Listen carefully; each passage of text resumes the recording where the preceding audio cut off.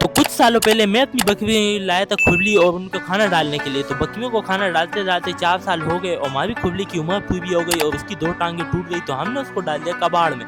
तो अब मसला ये था कि हमने बाल्टी काटी और बकरियों को खाना डाल ही रहे थे, तो बकरियाँ खाना उसमें मज़े से खा रही थी। लेकिन हमारी मुर्गियाँ उस पे टाँगें ले जाके उस सारे खाने को गंदा कर देती थी और बकरियों का आधे से ज़्यादा खाना वेस्ट हो जाता था, हमें पैसे भी वेस्ट हो जाते थे। तो फिर उसके बाद मैंने दोबारा ताला किया, उस खुरली को कबाड़ में फेंका और निकल गया बाइक लेके खुद नई खुरली लेने। तो नई खुरली वाले की दुकान पे जैसे ही पहुंचे तो हमें नजर आई एक खुरली।